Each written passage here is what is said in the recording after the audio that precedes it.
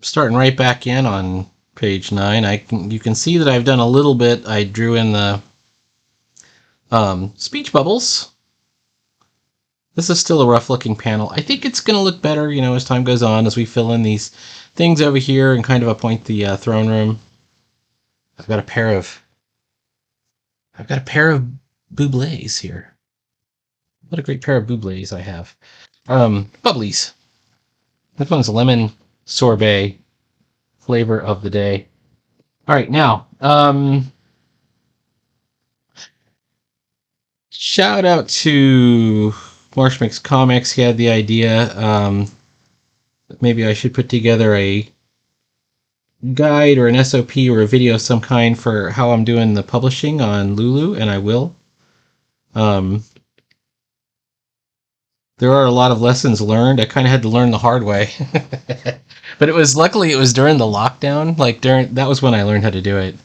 We were all kind of stuck in the lockdown, and there was plenty of time to kind of fail at it. That's not that hard. Now, one of the problems I did run into with publishing is that's pretty specific to anthologies is you're dealing with not just your own work or one person's work where you have to solve a problem one time.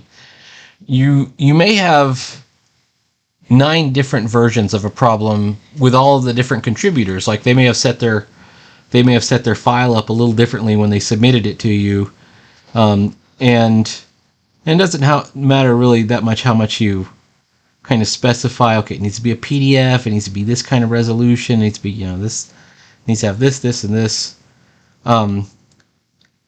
People will ignore it or just get it wrong. Just do it wrong. Or be late, or do it a certain way. This is going to be a giant. This guy's a giant in the back. I want to have him. If he seems out of proportion, he's just going to be like this giant standing in the back. And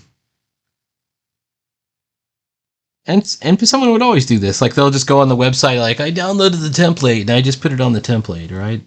That's how it's supposed to go, right? And it's maybe, but maybe not. They're also not super clear on the Lulu website for how I do my publishing for the validator. And then on top of all that, Lulu changed their standards several times. Like during the time when I was doing the publishing, when I first, like the standards for when I was doing Iseult completely changed over for the next book I did, and then changed again. And the prices go up. And then you could even have a book completely finished, and then they'll just up the price on it again. So,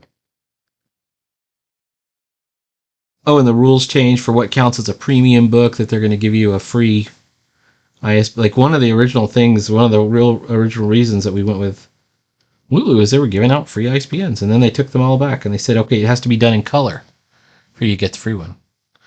And the color ones are at a premium. They're very expensive. All right, hang on.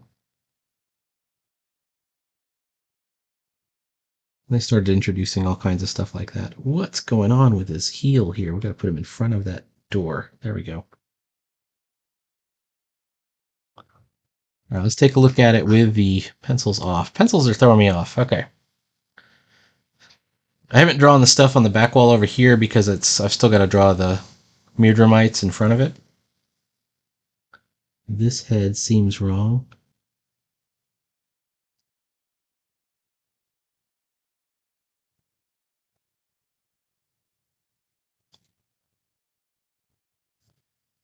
There's also some shading that's going to have to go in the back here. These guys have antennas. They're going to be darker because they're in the foreground. It's going to be a lot of stuff I got to do. Huh? And everybody's missing arms. This guy needs an arm here. Let's do his arm. Anyways, I think it's a good idea, but it's a bigger subject than I can just do really quickly, which I would like to. Oh, and on top of it all, during the this happened during the pulp one, I think. Um, I ran into some problems that were unsolvable or seemingly unsolvable on the validator. And that had to be fixed by a distiller script. So I actually had to go on like Fiverr and find like an expert who could build me a distiller script. And so I have it to this day. So I use it to this day. And I'm not sure if I need to, like at this point. Um, I think I can get a file to validate without distilling it first. But as part of the process, I run it through distiller. I do the whole process, and I'll give out the distiller script. Anyway, because this guy gave it to me. He after I paid him $35 or whatever it was on Fiverr, um,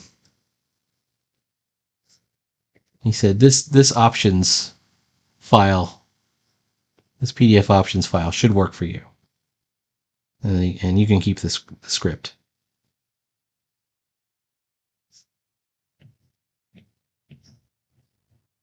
So I have that. So if you don't know what a distiller script is, distiller is, so there's PDF format, right? Which is where you take a document like a Word document or a graphic document like a comics page, and you prepare it for print. And distiller is the one that tries to handle the conversion from digital to an actual printed product.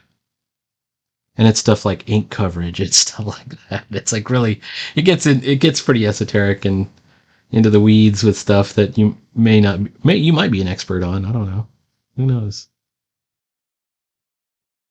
Um, but like I said, the thing with an anthology is you might solve the problem for one story, and then the next story comes up and it's slightly different dimensions, and it's slightly, out of whack on one variable, with the rest of the thing, and the validator will kick it back. So I'll show you uh, how I do it, and the distiller takes care of a lot of that stuff. There's a lot of easy ways to get through the process. So I'll show you all the easy ways to do it. Anyways, I think it's good. I think more people should be publishing. It's not hard. I heard somebody say it's super hard to be managing the anthology. No, what's hard is doing the work, actually doing the comics. For the most part, you just have to deal with the PDF, the print file. Dealing with the print file is tough. All right.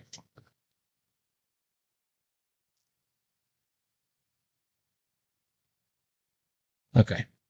We can go a little bit. We don't have to do every single detail when we get further and further away. This is the actual print size. And to me, this reads pretty good. We see a crowd of insects. We're going to see another crowd here. This head has got to be a little bit bigger. I made a little tiny guy down there. Look at that.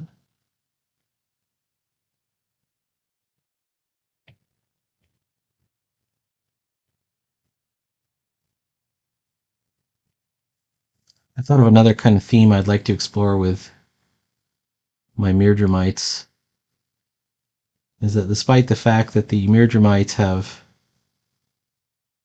only a few of them are privileged, like the administrators, the damsels, and so on.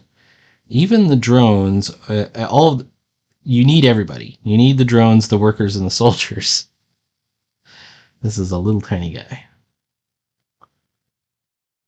And the society does not run even without without everybody. I think that might be an interesting theme.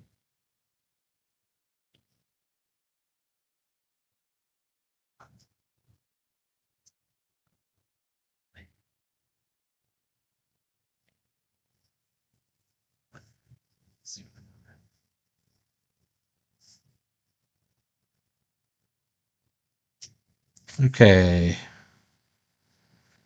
Tabloid. Here we go.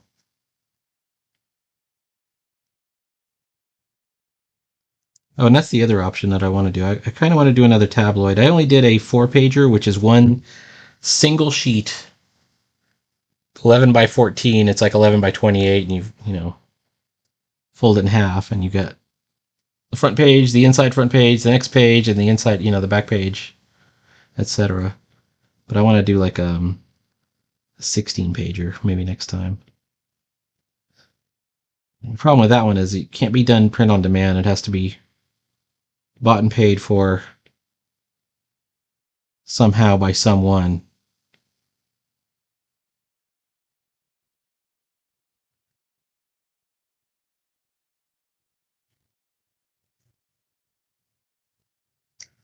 A lot of people think it just magically happens, but you got to put money into this stuff to make it work.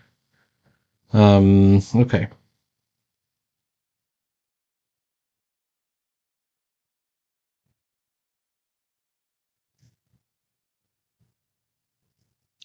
Which is what I've been doing. All right. So these guys all got arms. These guys do not. I think he's going to be holding a spear.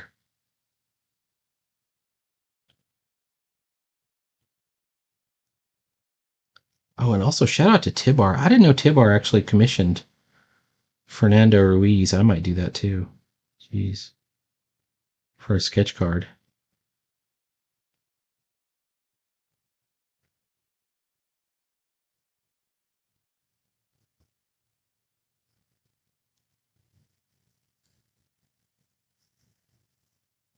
Okay. All right, so this has got to be our magic carpet here, our carpet in the front.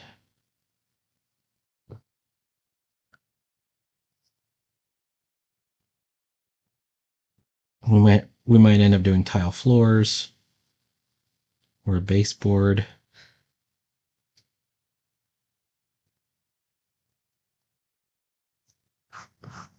One of my problems from before,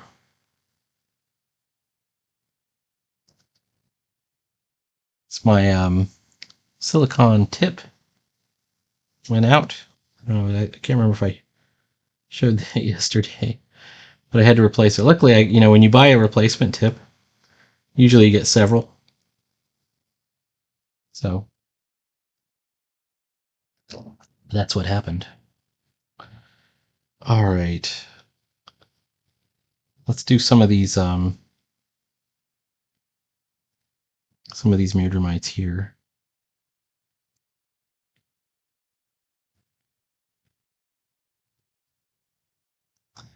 With each story you create, you're expanding your comic universe, your own personal comic universe.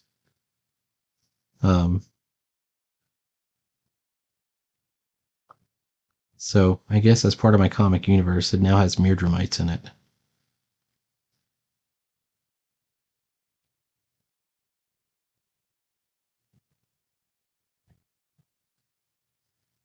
I wonder if they realized that at DC Comics the very first time they had Superman meet Batman, right? At that moment, they crossed the streams. I don't know if it was a good thing either. To me, anyways, those comics, they work best when each universe is separate, like it's completely separate from the others. I I say that I am also a big fan of the Silver Age Justice League. And there is a notion, at least, of continuity in the Silver Age Justice League, in that um, many of the issues will say, "Oh, Superman couldn't be in this issue because he's off fighting aliens or something like that. He's on a mission in space. Batman's not available for this one." And the other cool thing about it, and they're all written by the same guy, the really early ones. Who wrote them? Gardner Fox. He would say something like, this one's just going to focus on Martian Manhunter and the Atom, So sounds good to me. I really like the B-listers. I haven't seen the I gotta watch DeLuca's stream because he's like, James Gunn's gonna focus on D-list superheroes. To me, that's more exciting. Of course, I like the D-listers the best. For the longest time, my favorite Avenger was Yellow Jacket. Still is, kinda. I like Yellow Jacket and Wonder Man.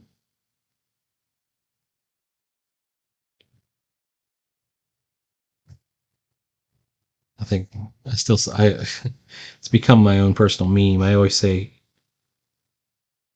Hank Pym got a raw deal, as Yellow Jacket, and they made him into a bad guy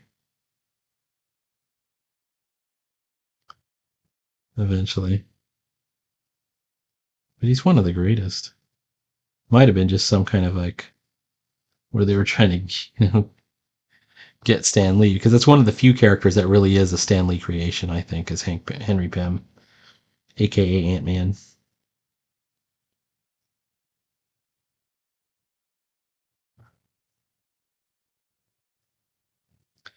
His second antenna should be going like that. Yeah.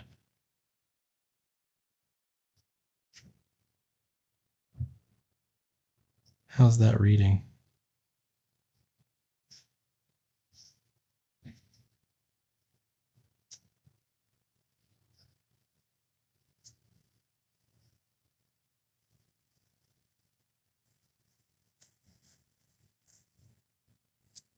Oh, no, leaving their arms out. Hang on.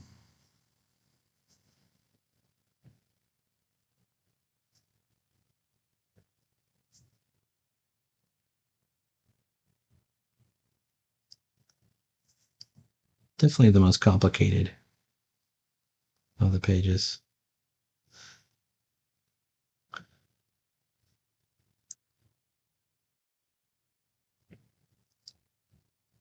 And the rest of my SOP for publishing, at least publishing on Lulu, would be kind of opinionated, which I apologize for.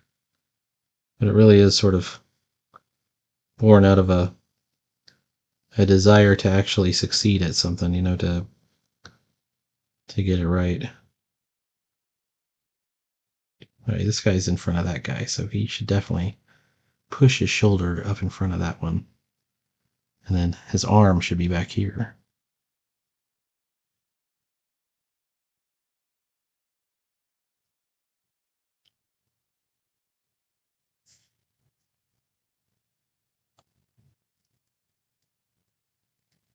Not a lot of complicated stuff going on. I want it to not look like a mess, which it kind of is messy.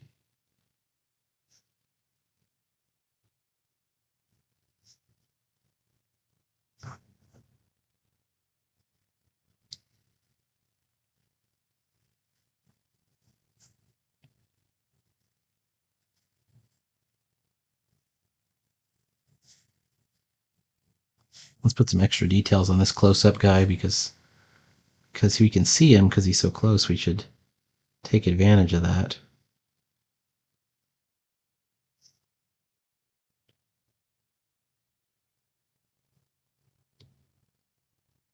And let our viewers kind of appreciate the aliens. Appreciate the aliens, hon. All right. Appreciate the sparkling water.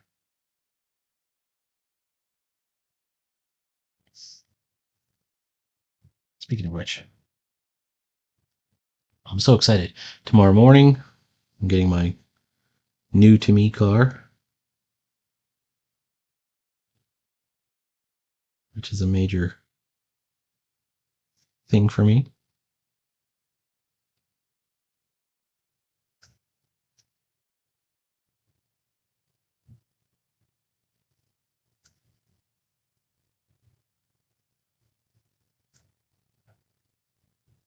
All right, what about these? What about these pikes they have?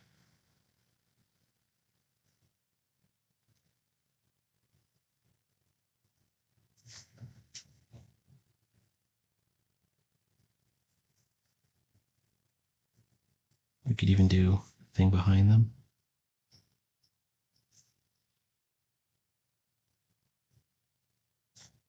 That sort of hangs behind them.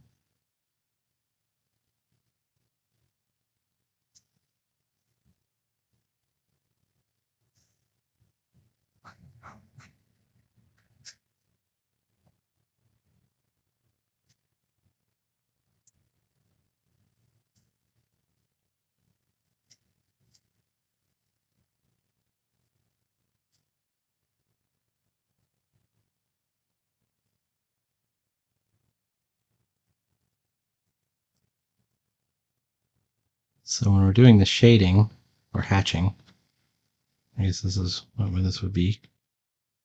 We want to follow the perspective lines.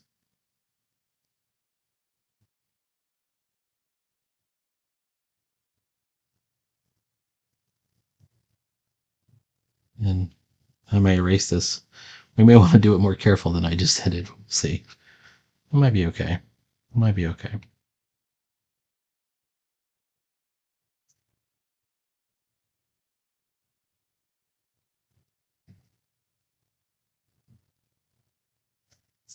All right.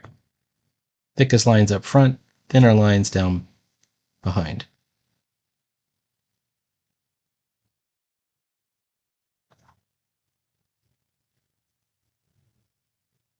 I'm just kind of eyeballing it. If it looks wrong, we just redo it. Well, it looks okay. It might be a little bit wrong.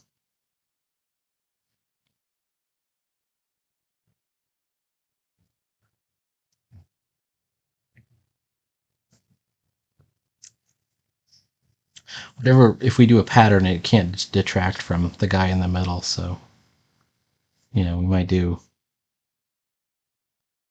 circle or something like that. We'll have to figure out what to put on there, if anything.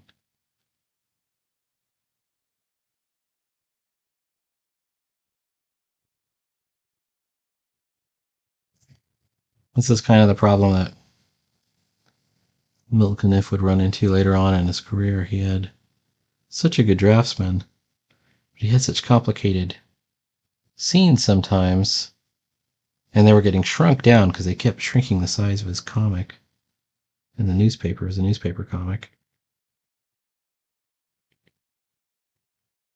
Because sometimes it looks very crowded, and it really isn't meant to be.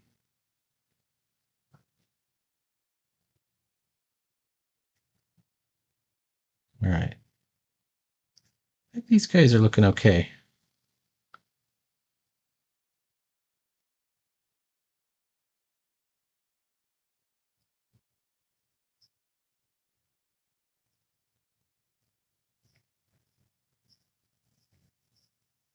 So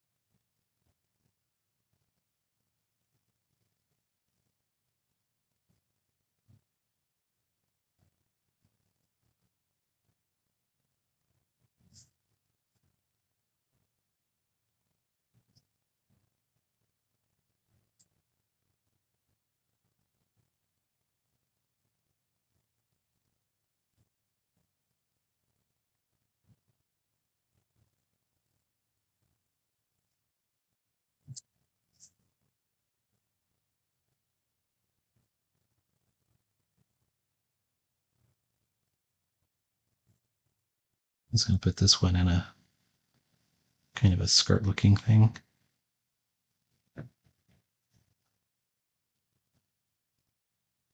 Some of these guys should have the firefly tail.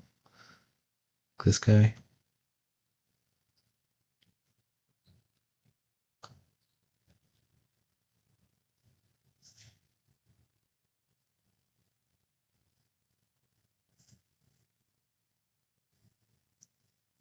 But not all of them. They're all different.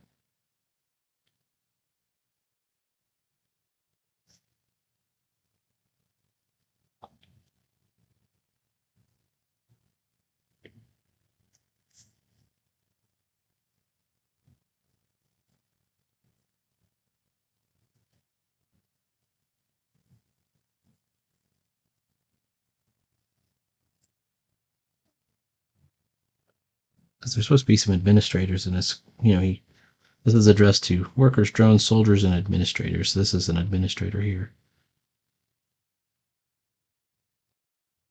We might change his head a little bit. The administrators are supposed to look kind